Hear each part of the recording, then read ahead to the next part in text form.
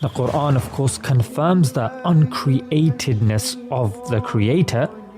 He neither begets nor is he begotten. That's in chapter 112, verse 3. So you're trying to use your holy book as evidence that God is uncreated, that he just eternally exists, which is a book written by people who thought up this God and applied all these arbitrary attributes to him, like him being uncreated. And so you're just playing a big circle jerk game with this argument. It's like, oh, the Quran says that God is uncreated, and God is uncreated because the Quran says that. Okay, this is not convincing and should not be convincing to anybody. Circular logic should never convince you of anything. And this is one of the most blatant uses of a circular argument that I've ever seen. I really don't care what your holy book says. You or your holy book just arbitrarily stating that God is eternal is a lot like saying that leprechauns shit out gold coins and their pots are really their chamber pots, and I don't know why they protect their chamber pots. Maybe they just really like their own shit. Like, I could just make up anything, arbitrarily make up anything, and that would become real using your logic. Wait, hold on. No, that's not right, because I gotta write it down on a piece of paper. Hold on. I got a piece of paper right here. I can fix this. Ha ha! Boom! Already wrote a better book than your fucking holy book. Leprechaun shit gold and don't be a dick. I feel like that's all you need. What we're essentially saying is that something must have always existed. Now there are two obvious choices: God or the universe.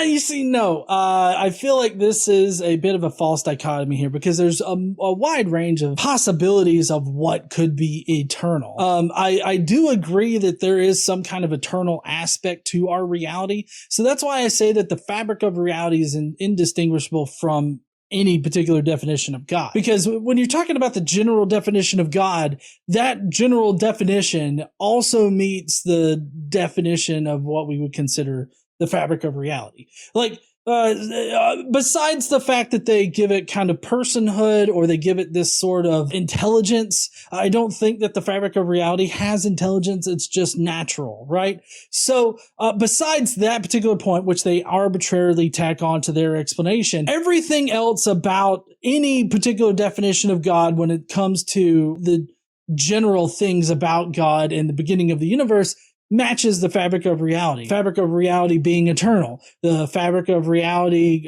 creating our universe, as well as any other universe that would or could exist. So it seems to me like, from a general defense of God, which that particular general type of God would also have to be in the specific definitions of God, but the general God is indistinguishable from just the fabric of reality. So really all that you've proven is just that reality has existed and always has existed. That's where I get to in this video. I hesitate to say that reality has just always eternally existed. I don't know that. But also, now that I'm thinking about it, maybe I should have brought this up earlier, but it seems to me like you also are presenting an infinite regress.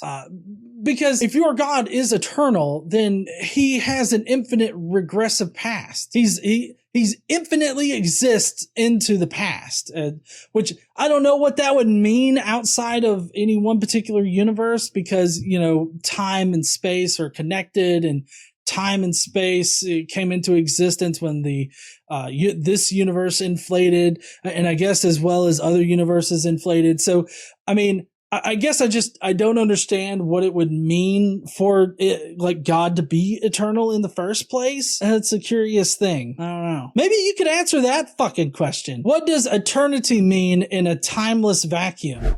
Since the universe began and is contingent, it cannot have always been there. Therefore, something that always existed must be God.